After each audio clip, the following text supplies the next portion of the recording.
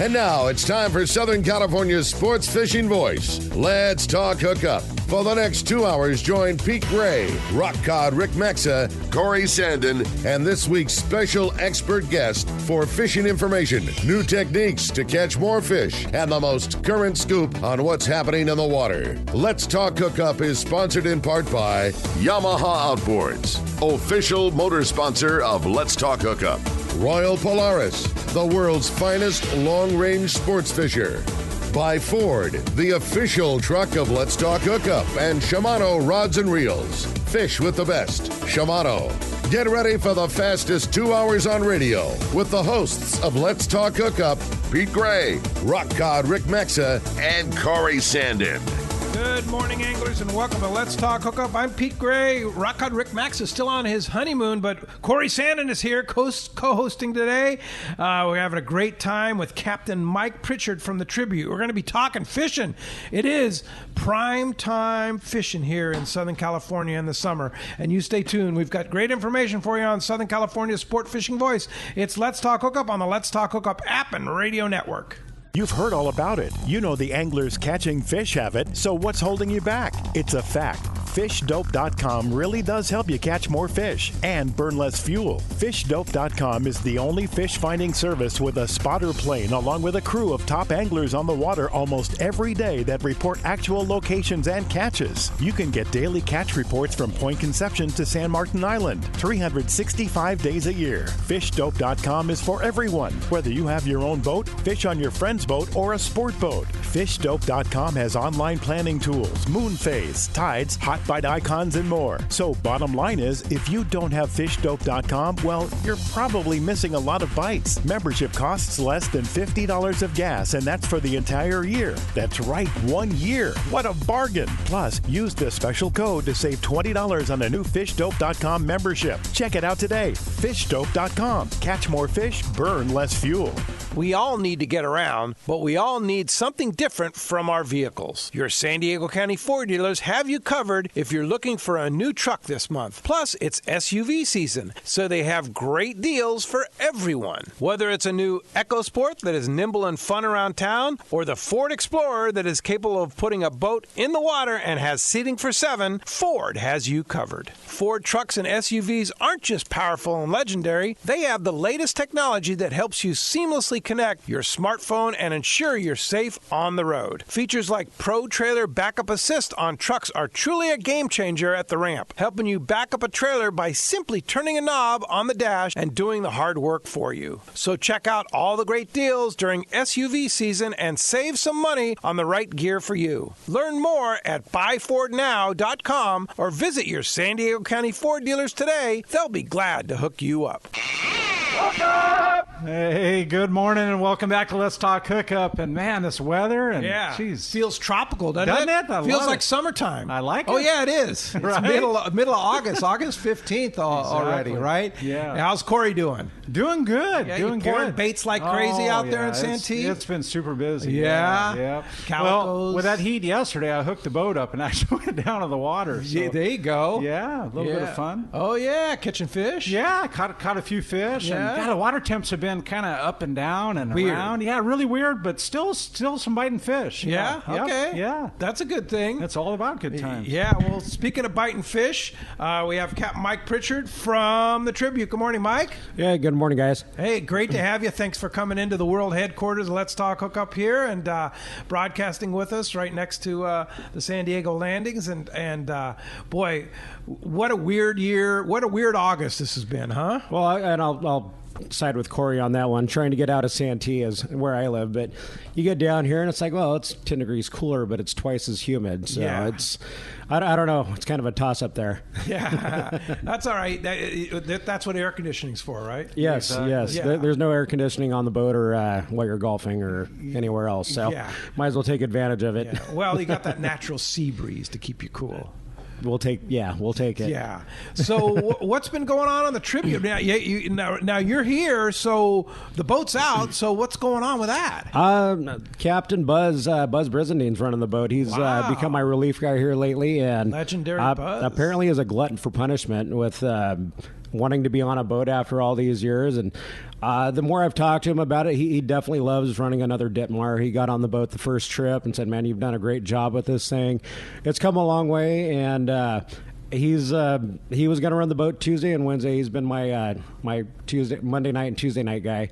And this week with me doing the show, he didn't want to go home for a couple of days and come back, which I completely understand. So I was forced to get off the boat for 5 days. It's been horrible. What a horrible yeah. But you've been running a long stretch. I've been doing, we started running June 9th, and we've been out every day since. Some very, very good fishing.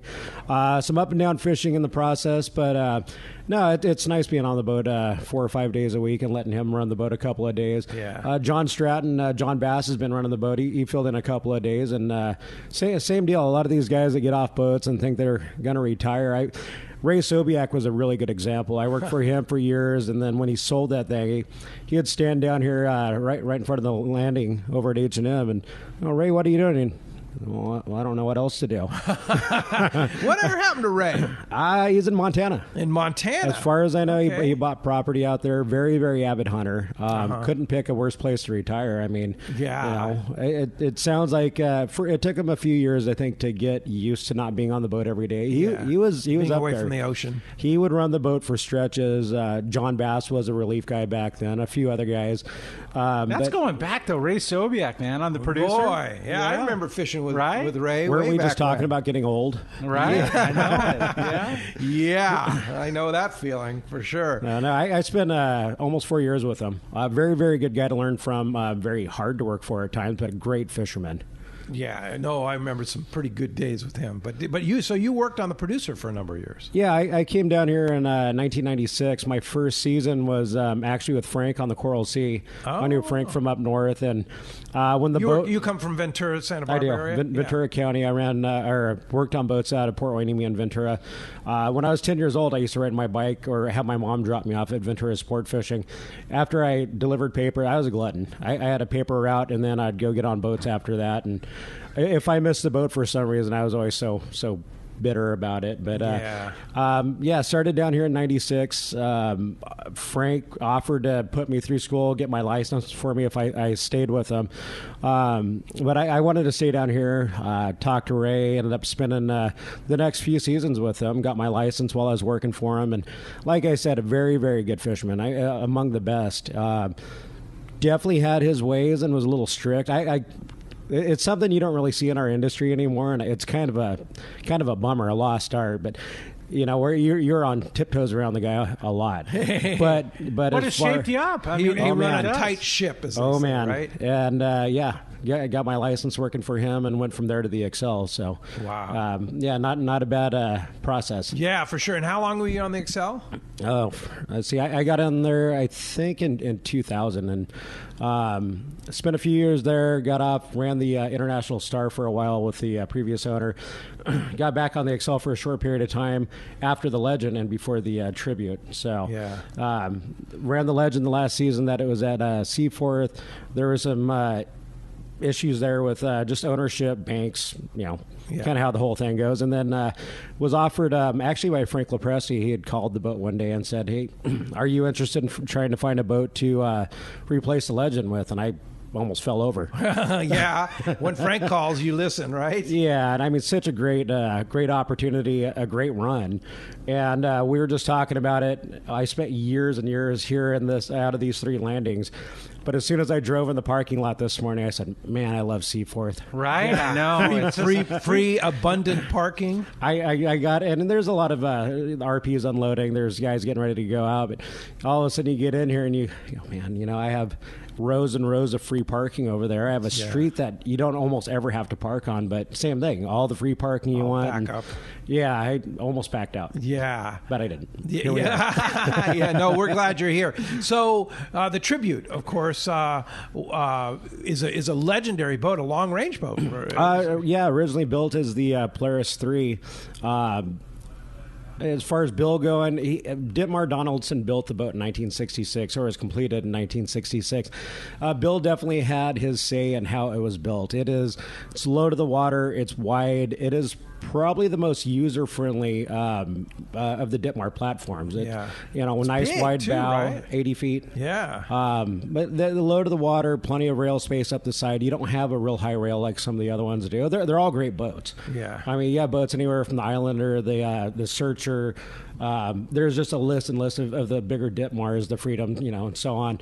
And most of them are built very similar. But as far as looking at the two that were like fishing specific, I would say you have the Polaris 3, which is now the Tribute, which was the Holiday for 38 years. Yeah. And you look at the Searcher, and both those, I think he had a say in how they were designed. Wow. Well, 2 boats in 3 years? Yeah. From the original Polaris. And the man knew what to do. Oh yeah. Yeah. So the boat you have, the Tribute, and the Searcher were built 3 years apart. I think so. Wow. He had the. I love the history. The Polaris, which is the Prowler, right into my boat, and it's one of the ones that I guess Ingrid Poole was very, very excited about because the heads were located on the inside. The doorways are on the inside. You didn't have to go up to the bow. You didn't have to. If you're coming out of the shower, you didn't have to worry about getting duped with salt water on the way out.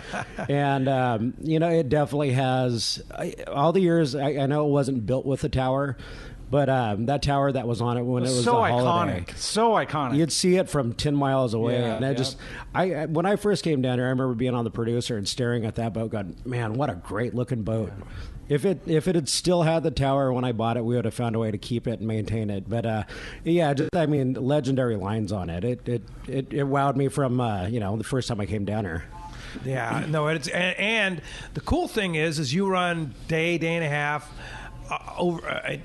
Overnight, day and a half, and some shorter multi-day trips. But it's a long range. It was built as a long-range platform. They did countless trips down to Alejos Rocks, Guadalupe Island, and it's neat. Back when Bill was alive, talking to him about it, those early days fishing Alejos, sometimes they never found him. Yeah, he said, the rocks. Oh yeah, think about that. Really? Well, I've been down there on the Excel where it's so foggy. If you didn't hear them, you didn't see them. Like you didn't know they were there. So wow. You think about that before a lot of this technology came out. Is okay. Well, we've been traveling for 2.5 days. Maybe we should start looking around for them. They're here somewhere. And he said, there was trips where they never found them, and they still had good fishing. Unreal. Imagine that. That was back in the Loran days when it wasn't very accurate. Sea. Yeah. Yeah, you got your 2-line and your 4-line, and I don't know how. I fished it up in Ventura County a lot, but down here, it's only so accurate. And, if you have a fair amount of current or whatever, but that would be pretty interesting. It'd be like, all right, guys, we'll start fishing. Yeah.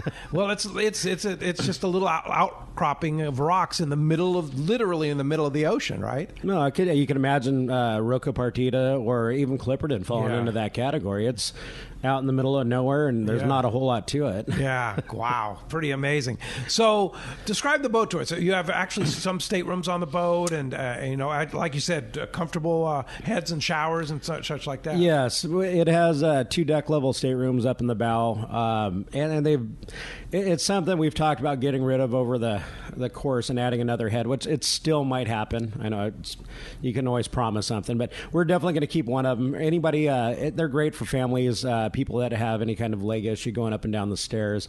We do sleep 42 people. We have 36 in our main bunk room, all air conditioned. All the bunks are individual, curtains on all of them. And now with our whole COVID experience going on, our load has been limited to 30 guys, which for an 80-foot boat is based on your super friendly, super sweet. It's become very, very comfortable. And so with 30 guys, our main bunk room, we do have 6 bunks that are open. We do have our staterooms open. So there's plenty of room for storage. If you need to get away from the guy snoring next to you, there's always an option. So that's real handy. Not 30 people, not being maxed out in any way. And then there's 2 main heads with showers in them, deck level. Thank you, Ingrid.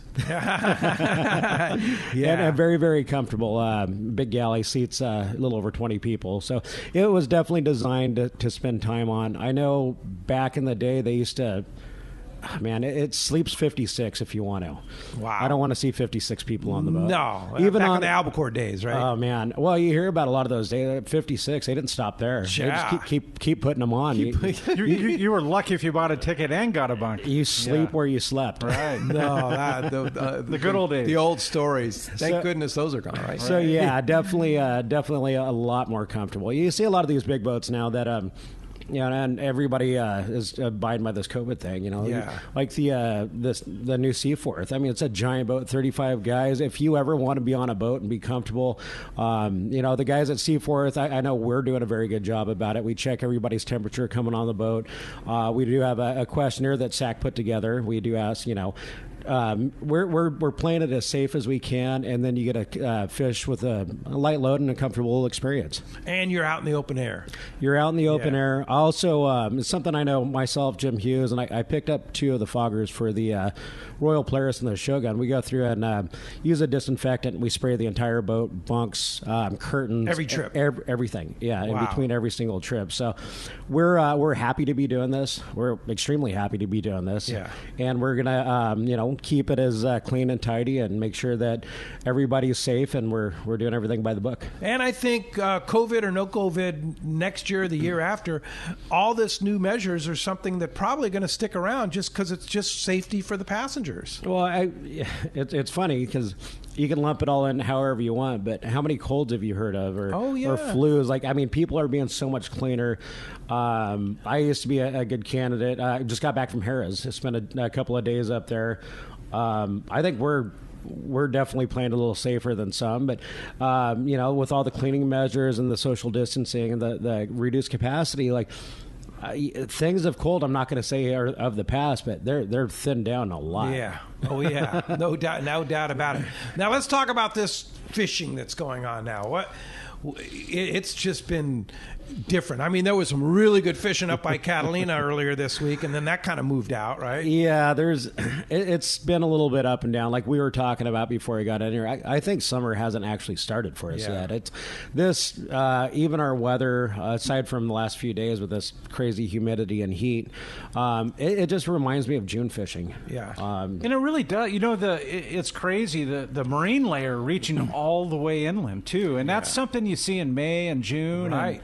It seems like you see it all through July. It's crazy. It seems like May and June now last a lot longer than they used to. Yes, but like if you look at our fishing last year, some of our best yellowfin fishing was in December, which is crazy. Yeah, I had last week we had a couple of slow days on the boat, a couple of really slow days. There was some fish around. They have been moving quite a bit, and I looked at my logbook from the last 2 years, and I said, wow. The week of August 7th hasn't been very good. And then you look at the following week, and it was great. And it's been on a little bit of a roller coaster here. Some very, very good days and very, very slow days. The fish had moved up behind Catalina there for a while, which if you're on a faster boat, one-day boat, you can get up there. And Buzz had some pretty good fishing up there a couple of days ago. And it's a long way, though. It's like 100 miles, right? 85 miles. 85. Yeah, it's still, as long as you're not on a boat doing 8 knots. Yeah. Not poking fun at anybody, but but you can make it on the Tribute. Yeah, if you 10.5 knots, it's not a problem on a one-day trip. What do you think that hurricane in southern Baja? that was southwest of Cabo. What do you think that plays a role? I mean, potential. We always thought that pushed fish up, and there's been studies that seem to prove otherwise, but I'm going to stick with it. Yeah, let's bring someone up. We did see some Dorado. We saw a little bit of yellowfin around for a while, but I still think, September's always been my favorite month down here. Right. It's this. We used to consider, July the start of summer. July is not summer anymore. July seems like. Well, I was joking around before this year, and we did have a good July that we're going to start doing maintenance in July just because it had been so off for a while. Albacore fishing years, July was awesome. June, July. I think we just need to get into this idea that our summer is like August through October. Yeah, I'm fine with that. Yeah, right. And the best weather Oh, yeah. October, look at the weather for the next week. October, November, Yeah. September. And I always said that from a long-range standpoint. People would ask me, what kind of a long-range trip should I do? I said, dude, I'd do a 10-day in October. Yeah. You're going to see flat, greasy, calm days. You got a chance at wahoo, a bunch of different variety of fish. Yeah. But those were, when I was on long-range boats, those were my trips. I love those things. Yeah. You know, you get out there, you're rolling down to the ridge. It's 80 degrees. It's humid, and you can see, a fish fart on the water from a mile. It's perfect. You know, you get those days, and you're trolling for wahoo and whatever. But same thing up here is. I think our last trip last year before we hauled out was December 9th, and we had limits of like 4-pound yellowfin 18 miles from home. Oh, my. You know, and that's become more of a thing over the years. So a lot of our charter groups are starting to push back later and later, and it could happen this year for sure. Oh, yeah. I mean, there's a lot of fish around. Well, it's been ridiculous. Yeah. Some of that fish that was around preseason, in May, that bigger fish, I don't think it's really gone anywhere. I mean, they are seeing fish up in Monterey and San Francisco. But they have the last couple of years, too, Well, yeah. I don't think this is anything that we haven't seen. Right, right. Just a little hiccup right now, and I mean, Pete, we were talking about last weekend, and there had been a couple slow days, and we're like, hey, it's just normal, right? Cycle. 2 or 3 days. Yeah, and then there's limits the following day. Yeah, right. That's exactly what happened. Right. Monday, Tuesday, Wednesday, it was great, and now we've had a couple down days, and it's fishing. Yeah, it's fishing. And as you can hear, we have a great show lined up for you today. Captain Mike Pritchard from the Tribute talking some great fishing here, literally on the water and then off the water. And so he's got the full scoop for us. Yeah, we're stoked to have Mike in studio here. And if you want to join us, you can give us a shout at 833-288-0973. And Mike came bearing gift. Yes, and that's did. going to be an overnight trip for one individual that calls today. Again, the number at 833-288-0973. We're going to be right back on Let's Talk Hookup. It's Southern California's sport fishing voice. Let's Talk Hookup on the Let's Talk Hookup app and radio network. It's a fact. Shimano produces some of the finest fishing reels for our Southern California sport fishing. Hi, this is Doug Kern from Fisherman's Landing Tackle. We have a complete selection of Shimano saltwater reels like Talica, Speedmaster, Trinidad, Torium, and Tranx reels. Plus, we have all the best Shimano lures like Flatfall, Colt Sniper, and Orca. Our professional saltwater experts at Fisherman's Landing Tackle have the know-how to help you choose the right Shimano product for your next trip. When it comes to Shimano gear, you owe it to yourself to visit us at Fisherman's Landing Tackle at Fisherman's Landing in San Diego or on the web at saltwatertackle.com. Fisherman's Landing is the top choice in local and long-range fishing. Our hard-working crew will maximize your fishing experience. We offer the finest open party trips, the best charter boats available, and our world-renowned long-range fleet. Fisherman's Landing is a full-service sport fishing operation offering great half-day, full-day, and open party trips. Book online at fishermanslanding.com. I'll see you at Fisherman's Landing in San Diego. Fillet knives shouldn't be disposable. Introducing Afco fillet knives that are built to last. Designed in collaboration with Boker, Germany, Afco knives feature 4116 German stainless steel, bonded with titanium nitride to ensure optimum corrosion resistance and exceptional edge retention. A non-slip TPR handle maintains a firm grip when processing game fish. Premium in every sense, Afco fillet knives are available in multiple length options to provide the right tool that gets the job done season after season. Fillet knives from Afco. Any fish, any water. Have you always wanted a boat but don't want all the hassles? Then you need to join Freedom Boat Club, where you get hassle-free boating. Freedom Boat Club buys the boats, you enjoy them, and they do the rest. Freedom Boat Club takes care of the slip fee, maintenance, insurance, and cleaning. You have access to a fleet of great fishing and family boats ready to go in the water at Mission Bay, San Diego Bay, and 190-plus locations across the world. For more information, check freedomboatclub.com or visit them at Dana Landing and Cabrillo Isle Marina.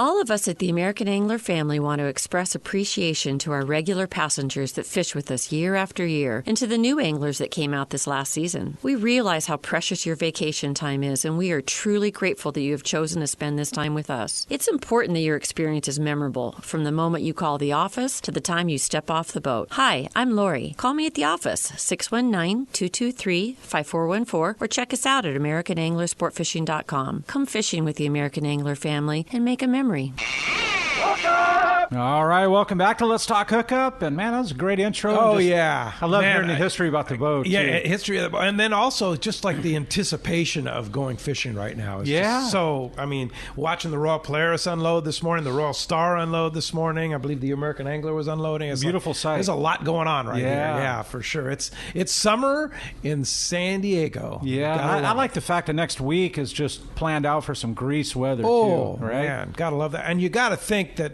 with those hurricanes down south and nice weather, things are going to change.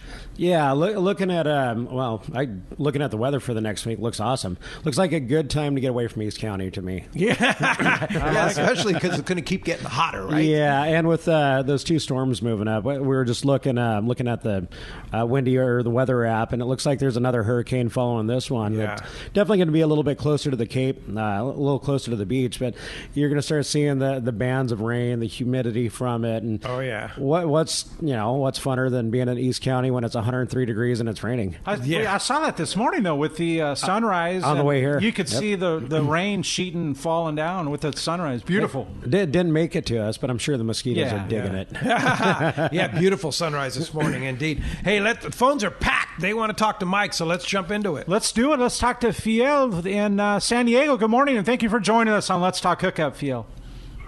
Hey, guys, thanks for taking my call. I'm listening to the show on the app, and the reason why I was calling is I called in regarding the AB 3030 when they were having the vote and everything, and the one thing I wanted to ask everybody to do is just kind of remember in November to make sure you exercise your right to vote and express to the people that supported AB 3030 that there's a lot of fishermen out there, and we're gonna, I guess, make sure you vote and make sure you express your opinion. That's pretty much it. Yeah, and we're going to hear later on from Wayne Cotto from CCA about that very disappointing moment that happened this week. I was on that call too, and there were so many things that happened in that, but it was predetermined. All those guys just knew exactly. Yeah. They didn't even listen to the hundreds of anglers and conservations that testified opposing that bill. There was only 20 people or so that were in favor of the bill. There were hundreds on the line, and I never even got my chance to talk. Neither did I. Yeah, you were on there too? At Harrah's. I sat there and for an hour and a half listening. Waiting for breakfast to be able to get in. And the fallacy was we were in the queue, right? And then they said, okay, we're done with the queue, and we were still hanging in there. It's like, wait, we're not done. We didn't get a chance to talk, but maybe a little predetermined. Yeah, I think so. Phil? Yes. Yeah, did you have a comment? All right. Hey, thanks a lot. Thanks for your participation, too. And that's one thing I'll say is that the angler participation on Wednesday was deep, huh? Was deep. Yeah, and it was so rewarding to hear a lot of our listeners calling in, a lot of our supporters, a lot of industry people, a lot of the captains calling in. It was so rewarding to hear how much support was rallied up by CCA and such to be able to try and stop this thing. But hopefully in the future, I mean, it's not over. It's, as Bill Shedd said, it's only the first inning, and we've got a long. There's 9 innings, and we've got a long way to go. So it's not over yet, and we're going to keep fighting for sure. Indeed. You sound like you're on the side of the Padres, man. The way they've been. Sorry, I had to throw it in there. Well, absolutely. Off to a good start too. Yeah, no kidding. Well, let's jump into the phones. Let's do it. John in Los Alamitos. Good morning and welcome to Let's Talk Hookup, John. Good morning, guys. I just went to the show last Sunday at Friends of Rollo, and I just wanted to say that what a great show, what a great event.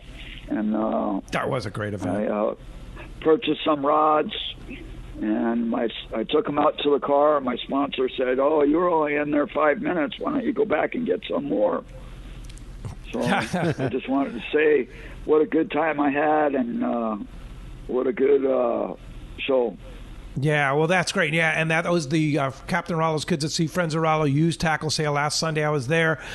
Great showing. I mean, the line getting in was stretched from once the Dana Landing all the way down past into the deep into the parking lot at the beginning there, and everybody was in good spirits, social distancing, and they let Tim Baker did such a phenomenal job setting that up with Howard Coolidge and a lot of helpers and workers and such like that, and there were some great buys there. And the good news is we raised a lot of money to take kids fishing. That's awesome. So that's what's it was a huge success. And thank you to everybody for coming out. Thanks to Steve Pennard over at Dana Landing for all his support. Thanks to Ron Lane at Fast Lane and Debbie Lane for all their support, and all the people that helped out. Thanks for that support, because it raised a lot of money to take kids fishing. That's a huge deal. That's cool. Awesome. It was a big deal. Thanks for coming out. Let's go ahead and jump back into those phones. Let's do it. Let's talk to Ed. Ed in Mira Mesa. Thanks for joining us this morning, Ed. How you doing?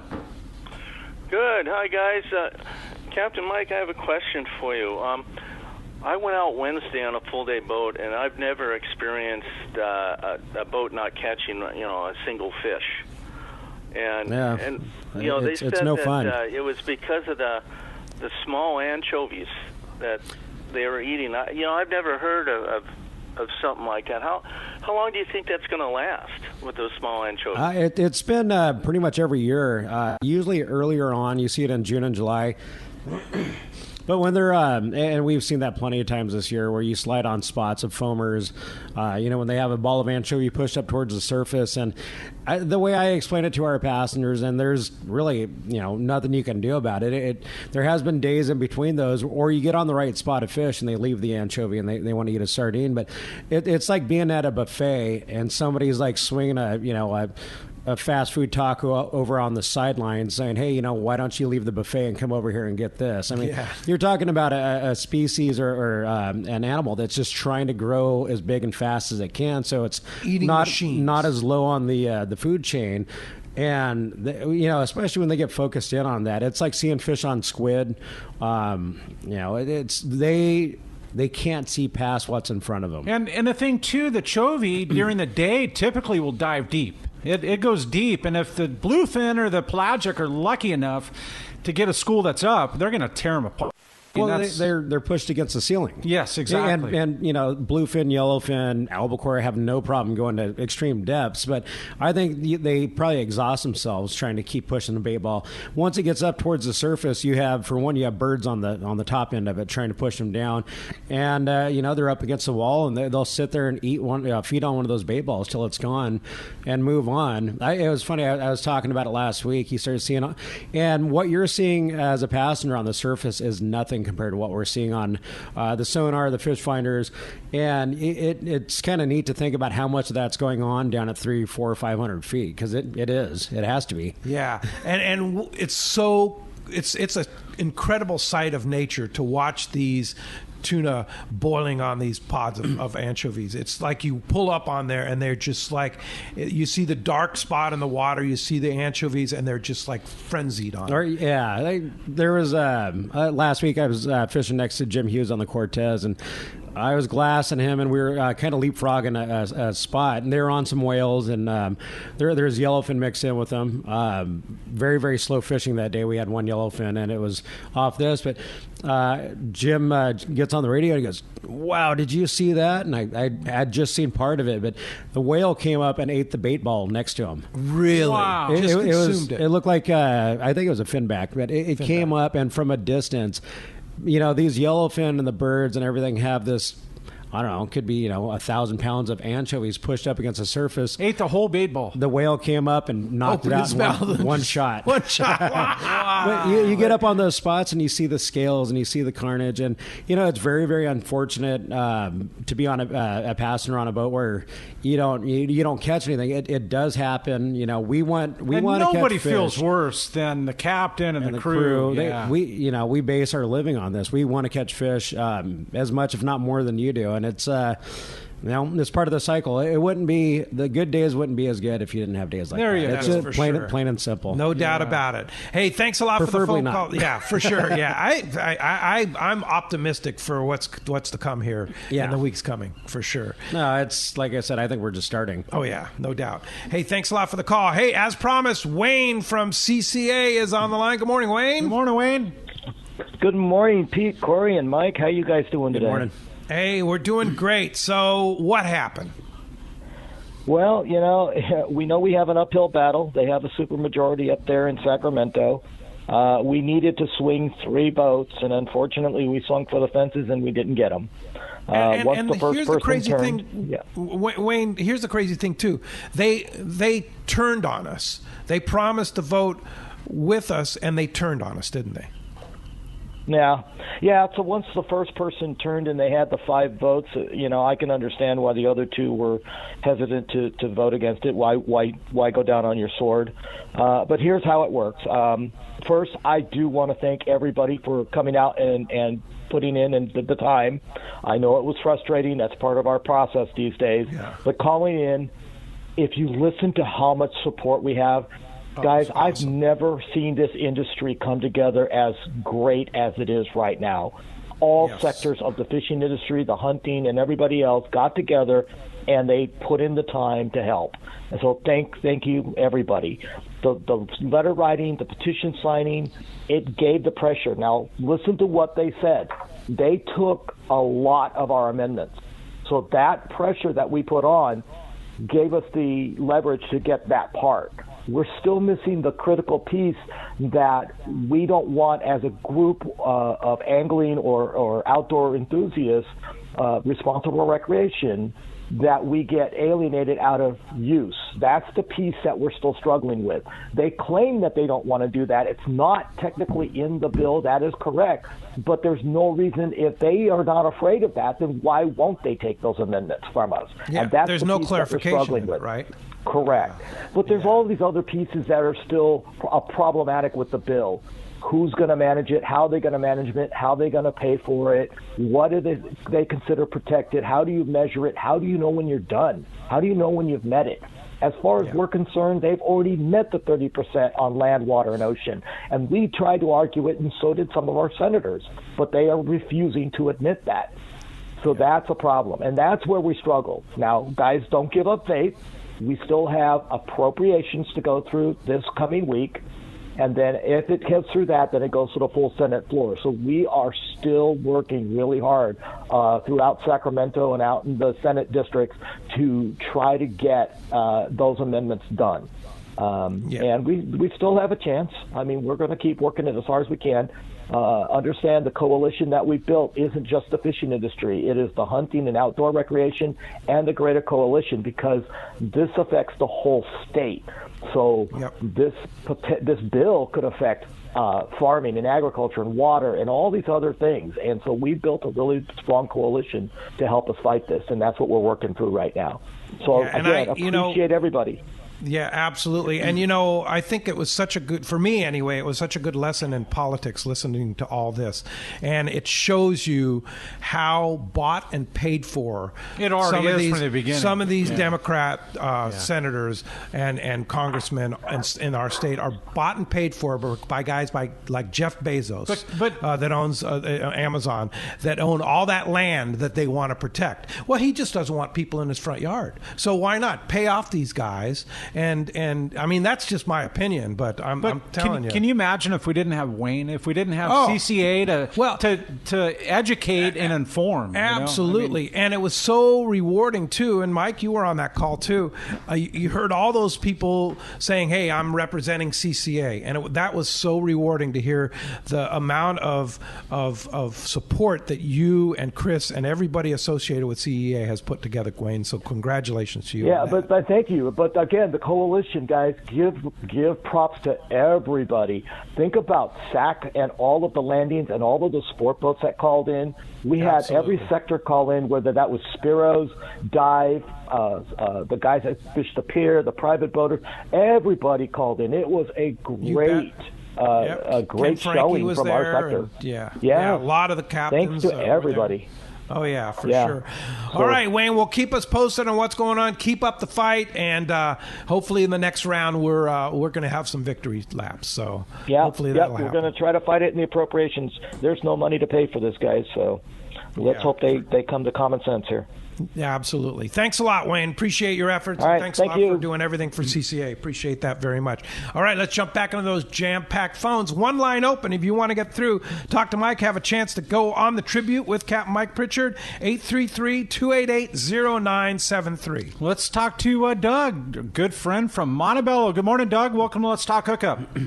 I got a question for Mike. All the boats you've driven, like the Ditmar Donaldsons, how does the Ditmar Donaldson vary handling-wise from any other boat that's out there?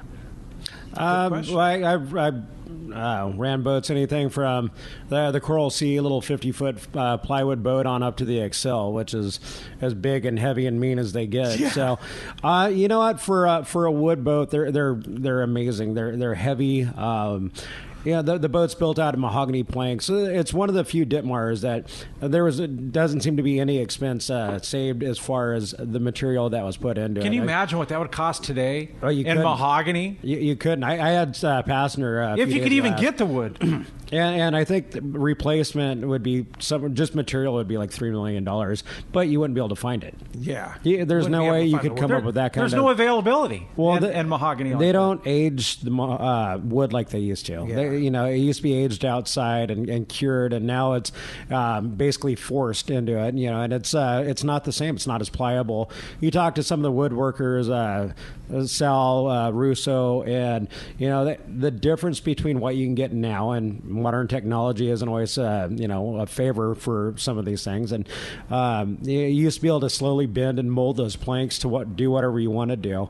But it's built with big mahogany planks. It's wide. It has a different ride, though. It has a deep hole. It has a keel on it. They're not corky like some of the Seaways are that go every different direction. The boat's gotten a lot better with removal of the tower, which I still miss. But the boat used to have a lot of weight up top, a lot of freezers, a lot of storage. And you talk to guys that have been on the boat and that hadn't been on the boat in a while, and get back on there, like, man, this thing rides nice. If it's fully loaded. Fuel, water, a slammer. I mean, it's a heavy boat. Yeah, and you take that weight up on top, it doesn't roll as much, right? Right, and like going up swell, it's one thing that those the Ditmars are key. They go into it better than just about anything else. So sure, it's quiet too. They ride so quiet because of that wood. A lot of insulation. Yeah, our mains are everything that we have now. We added another generator this year, but everything that we have, it goes through an Aqualift muffler. So you can stand in the stern and you can talk to somebody with no problem. We just made them quieter and quieter. So that's a big part of it. You feel it. And like I said, Buzz Brizendine, who owned the Prowler for decades, he got on it and he goes, man, it feels so good to be back on a Ditmar. So that speaks, tons right there. And that boat is, 40 years old? It was built in '66, so it's wow, long older than that. 50, whatever it is, 56 years, 55 years old. Yeah, something like that. But it could go another 50 years. Well, and that's the thing is. It's funny, when I was financing it, I was looking at financing through one of the big banks, and they said, well, the wood boats only have a 7-year shelf life. And I was like, man, we're in trouble. Yeah. We were in trouble 30 years ago, right? You got mahogany planks, you got white oak frames. The only thing that's going to go bad on it are fasteners, and we refasten the boat. We get checked by Coast Guard. We do fastener inspections. We refastened the entire bow 4 years ago. Wow. Aside from that, you're talking about, a 2.5-inch mahogany plank. It'll stand the test of time, especially in saltwater. Solid, man. Solid. No kidding. And they just have a completely different ride. I mean, the way they enter the water, it's so smooth, and it's just a different ride completely. And something about some of those wood boats too. They get bit, and I know it's something, especially when you think about albacore. But some of these certain boats, like they just stand out as being fishy, and I definitely have one of them. So yeah, it's we'll a lot of fun. Yeah, I like it. Honored to have that boat for sure. The history on it. I like it. We'll take it. Hey, we're going to be right back on Let's Talk Hookup. More from Mike Pritchard. And I almost said the holiday. I'm sorry. Yeah, but it's all right. Hey, the tribute. Hey, we're going to be right back. For a long time. I know it. I like it. We're going to be right back on the Let's Talk Hookup app and radio network. This is Captain Art Taylor of the Searcher. 2020 is the golden anniversary of Cape Polaris and Searcher. Come help us celebrate 50 amazing years in sport fishing. Searcher has a great crew, awesome food, air-conditioned cabins and galley, and an RSW system to preserve your catch. Our 2020 schedule is available now, so this is a golden opportunity to make your reservation online at searchersportfishing.com or call Celia or Callie at 619-226-2403. Dana Landing in Mission Bay is truly the one-stop shop for a great day on the water. This is Chelsea. Come see me and our expert fishing staff for just about anything you need for a great day of on-the-water fun. Looking for a fishing charter? Dana Landing has you covered with the Blackjack, perfect for up to 4 anglers, or the Impulse with up to 6. Dana Landing has a huge selection with everything you need to catch small bay bass or giant tuna. We will be sure to set you up with the right gear. We even offer reel repair and Mexican and California fishing licenses. Don't forget the amazing deli at Dana Landing with all the food, ice, and beverages you need to complete your day. Need freshwater tackle? Head to East County Bait and Tackle with all the finest rods and reels, the hottest freshwater lures, and live bait. ECBT has an amazing staff who love to share their passion for fishing. East County Bait and Tackle is located at the end of the 67 freeway on Main Street in Lakeside, and Dana Landing is next to the Dana Launch Ramp on San Diego's Mission Bay. Check out danalanding.com for more details. Here's John Ireland for Rancho Leonero. You know, the ranch is unique. It's one of the few places in the world where you can still drive ATVs up the beach. We have fishing from the beach. We have dive trips that we run to Pomo in a number of different spots. Kayaking, of course, has been real big. We were one of the first hotels to introduce kayaking. The ranch is small, you know, it's intimate, it's 34 rooms, so everyone gets to know everyone. The old saying, where everyone knows your name. Well, truly at Rancho Leonero, the employees do know pretty darn near all our guests' names. And what's even more interesting is most of the guests know each other's names. Very personal, very intimate, and a special, special environment. 2 miles of beachfront, a mile on either side of the hotel. Rancho Leonero is really the last of the old-style Baja fishing resorts. 1-800-646-2252. 1-800-646-BAJA. And RanchoLeonero.com. I'll personally guarantee your best fishing experience and vacation at Rancho Leonero. All right. Hey, welcome back to Let's Talk Hookup in the world headquarters of Let's Talk Hookup. Indeed. Overlooking the landings, man. It's so crazy seeing all the activity on the docks. Yeah, it's like a summertime feel, you know, that humidity and the heat and the buzz boats, on the docks, the buzz, fish being unloaded. It's full blown summer in Southern California for sure. Yep, we're ready for it too. So in the meantime, we have Captain Mike Pritchard giving away a trip on the Tribute, overnight trip on the Tribute. Now, what's your schedule right now? Right now, we're primarily doing one-day trips, overnight trips. We do have some day-and-a-half trips mixed in. Our weekends are pretty much all chartered. We did have a couple of groups move to the following year this year just because of the whole COVID ordeal. But the weekends were gone instantly. We're out tonight. Trips for the next few days are sold out. I think tomorrow night may have had one opening last I saw, but there's going to be some openings here throughout the week. Fishing, for the most part, has been very, very good. There's been some up and down days, some slow days, but it's kind of funny because it's one of those things where we were talking about earlier. You have a couple of days of slow fishing, and then the next 3 days are limit fishing. So, and we get spoiled. I mean, there was a solid 2 months where there wasn't a hiccup, really. I mean, it was pretty good. The counts were solid. Yeah, very, very good fishing. Really nice grade bluefin, too. Average bluefin right now is probably 30 pounds, 30, 35 pounds. They're good ones. There's bigger fish. How about some of that yellowfin that's been around, man? We had a charter a couple of weeks ago. We got hung on one of those bigger yellowfin for like an hour, and it was a good one, probably a 60-pounder. We ended up breaking off at Color and stayed at Color for way too long. But yeah, seeing yellowfin like that up here locally, it's something you had only. I mean. For a long time that would have been a big one at Guadalupe. Yeah. Right? Things have been a little bit different, change of cycles or whatever. Now you're seeing 100 plus 150 pound yellowfin at Guadalupe, but 60 pounds used to be a jackpot yellowfin there. Man, I'll take a 60-pound yellowfin 20 miles from home anytime. Yeah. And like I said, last year, our fall fishing, November and December, maybe not quite that big, but a lot of 40-pound yellowfin and really good fishing close to home, flat, greasy, calm weather. Like I said, some of our late season fishing last year was pretty epic. And a lot of that was primarily made up of nice grade yellowfin. Yeah, for sure. Well, phones are packed. They want to talk to you, Mike, so let's jump into it. Let's do it. Let's talk to Don. Don calling from Woodland Hills. Good morning, Don. Welcome to Let's Talk Hookup. Hi, Don. Hey, guys. Good morning. Thanks for taking my call. Hey, a short report on a 3-day. I just came in yesterday from the Pacific Queen.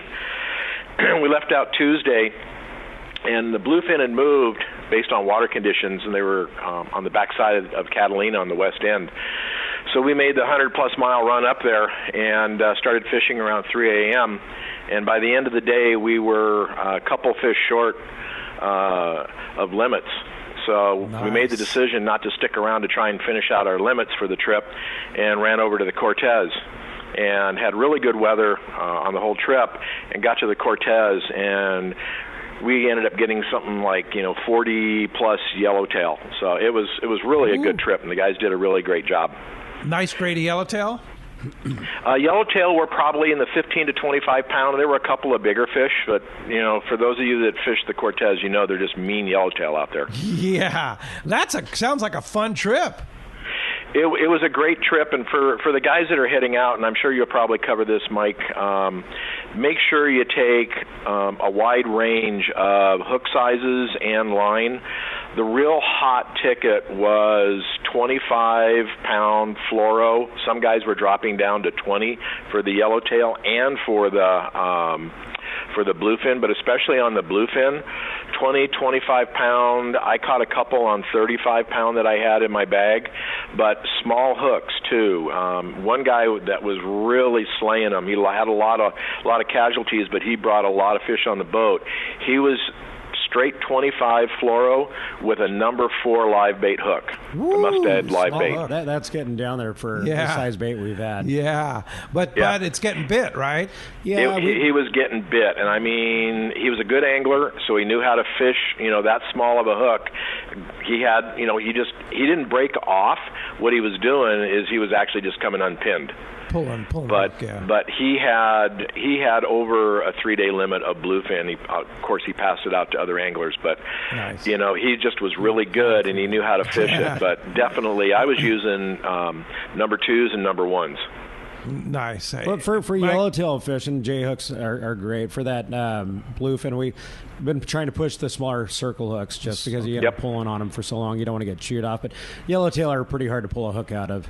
Yeah. Those little J hooks work pretty good. But now, why do you use a circle hook on the bluefin? Because of the teeth? A lot of this, and just like he had said, is 25 pounds has been definitely the go-to. Fluorocarbon is pretty much a must. We had some anglers that ran boats up north, fish with us about a week ago, and side by side, I said, man, you got to use fluoro. And he goes, we don't use fluoro.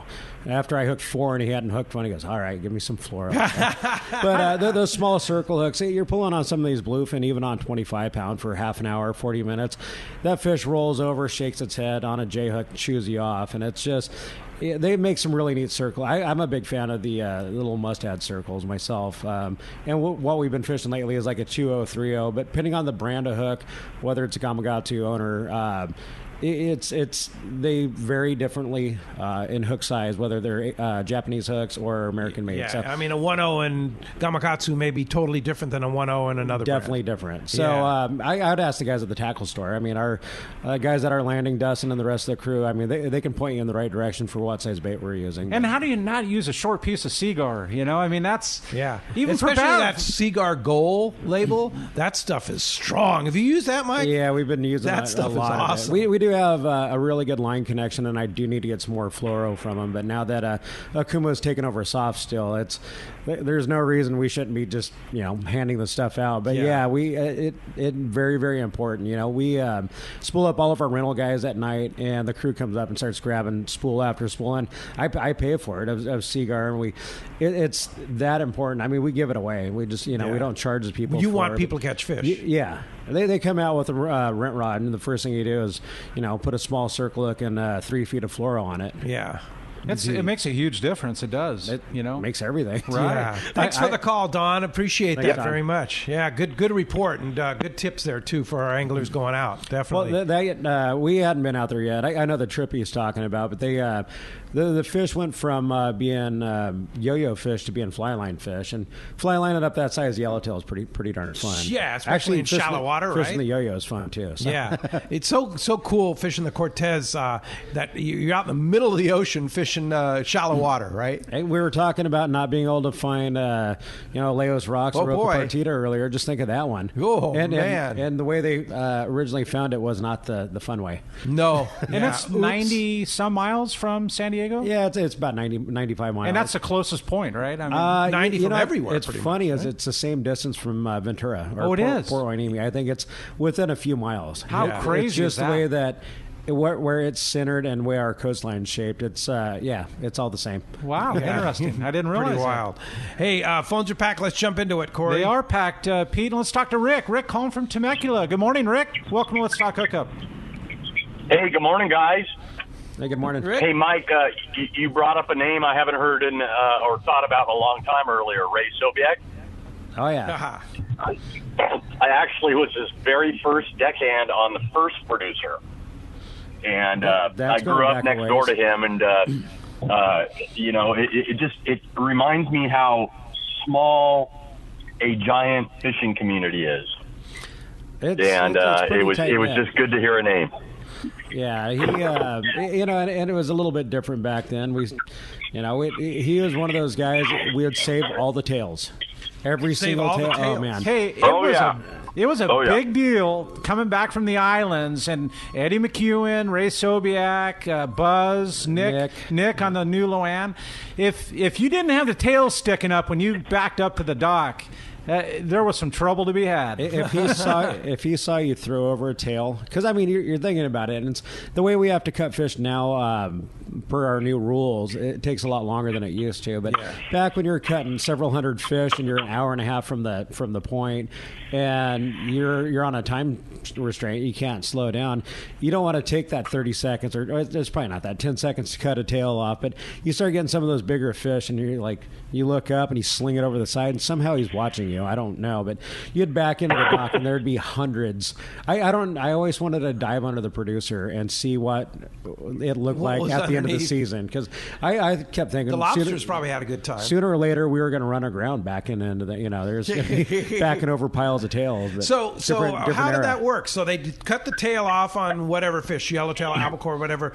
They'd put it on the rail. We'd put it on gunny sack hooks for one, and once the gunny sack hooks were filled up, you start stacking them up the bait tank, and so you almost get like a pyramid going. Yeah. And there'd be, that was just the showpiece. It's like a long range boat backing in with all the frozen, big tuna tied to the rail. Back which in the day, seen plenty of that. Yeah. But it didn't matter what it was, whether it was marlin, mako, shark. The tail was up there. And those were the days, really, where today's surface iron fishing really bloomed, and that's where a lot of the grain of the work came from. Was that era? Oh yeah, and you look at guys like Danny Wade. Man, sit there and they'd swim jig after jig. Yep. Some of it was from the ports there at H&M. I remember. Pretty funny. He'd sit there and when the new order came in, he'd pick them all out and put them off to the side, and then they were offered to the customer, right? The rest of them were. Yes. The good ones either went to highest bidder or stayed in the tackle box. Oh, the good old days. Did you have a comment there, Paul? Rick. No, that was the days before social media. That's how you advertised on the open party trips. When Bloody Decks, how many tails did you have?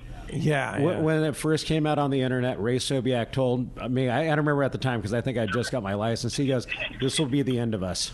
Oh, come on! It's just it's the same era, and it's an interesting era because it's when we first started really using our fish holds. It was gunny sacks. I mean, everything went in a gunny sack. Everything was a gunny sack. And then you had some of the the younger up and comers started using the fish hold for everything. And same thing, the crew back then goes, I don't want to have to put every one of these in a fish hold and take it back out. And now, and it's funny because you're looking at some of the stuff happening at Catalina lately, and you're looking at some of the 3/4 day boats that don't. don't really use their fish holds as opposed to the ones that do, and it's it's a huge difference in quality. Yeah, you get what you pay Big for. difference. Oh yeah, no doubt about it. Yeah. Hey, thanks a lot for the call this morning. Appreciate that, Rick, very much. All right. Absolutely, hey, we're guys. gonna Have a great day. Hey, Rick. Thank you very much, Rick. Hey, we're going to be right back on Let's Talk Hookup. We're going to be coming back with your calls and the fish reports coming right back on the Let's Talk Hookup app and radio network. It's a fact of life in Southern California. Hard water. And if you have a pool, your tile shows it. Here comes San Diego Pool Tile Cleaning to the rescue. With their specialized equipment, SD Pool Tile Cleaning can safely remove the stubborn calcium deposits most pool owners struggle with. SD Pool Tile Cleaning can make your tile look bright and clean, almost like new again. High-pressure pool maintenance cleaning can damage grout, stone, and dislodge tiles. San Diego Pool Tile Cleaning uses a low-pressure media blasting technique to protect your pool surface from damage and yield fantastic results. So stop making excuses for your stained tiles on your pool. Make them look like new again with San Diego Pool Tile Cleaning. Check their website at sdpooltilecleaning.com and let their professional staff rejuvenate your pool tile. When it comes to professional swimming pool tile cleaning service, there's only one name you can trust: San Diego Pool Tile Cleaning. Check sdpooltilecleaning.com.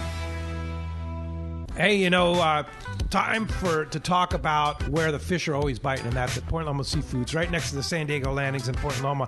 I'm telling you, you go in there, and their case this time of the year is it's a showpiece. It's beautiful. It is a showpiece. The freshest thing in town. Freshest thing in town. Fresh salmon, fresh whatever, tuna, yellowtail, sea bass. I mean, they've got it. And, of course, people are really into the king crab and the shrimp right now. They're gourmet shrimp. And I love their smoked fish case. Oh, the smoked fish case. God. Nothing like it. And, of course, their sushi. They have a phenomenal sushi chef there, and they just do fantastic. And then, of course, we haven't even ventured into the kitchen yet. But absolutely, if you're hungry for lunch or dinner, take it home or eat it there outside. It's Point Loma Seafoods right next to the San Diego landing. Squid sandwich. In Point Loma. Squid sandwich. That's a good one.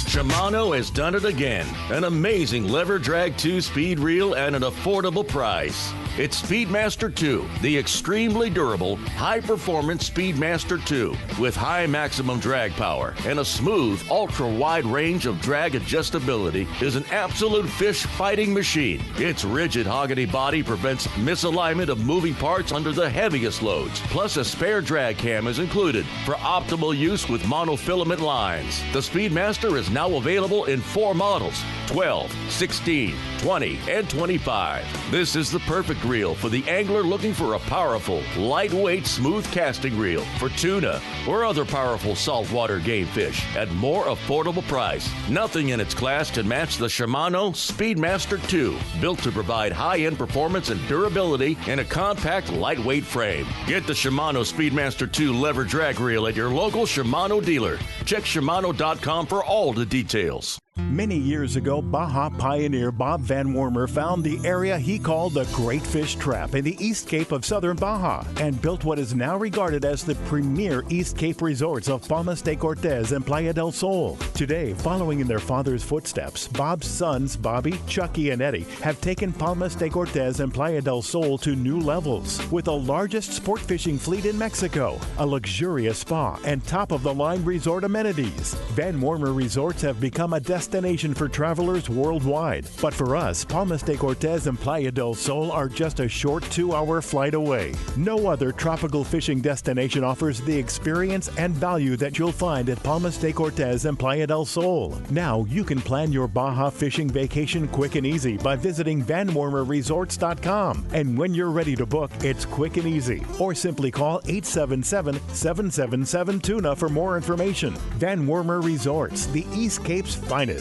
We all need to get around, but we all need something different from our vehicles. Your San Diego County Ford dealers have you covered if you're looking for a new truck this month. Plus, it's SUV season, so they have great deals for everyone. Whether it's a new EcoSport that is nimble and fun around town, or the Ford Explorer that is capable of putting a boat in the water and has seating for 7, Ford has you covered. Ford trucks and SUVs aren't just powerful and legendary. They have the latest technology that helps you seamlessly seamlessly connect your smartphone and ensure you're safe on the road. Features like Pro Trailer Backup Assist on trucks are truly a game changer at the ramp, helping you back up a trailer by simply turning a knob on the dash and doing the hard work for you. So check out all the great deals during SUV season and save some money on the right gear for you. Learn more at buyfordnow.com or visit your San Diego County Ford dealers today. They'll be glad to hook you up.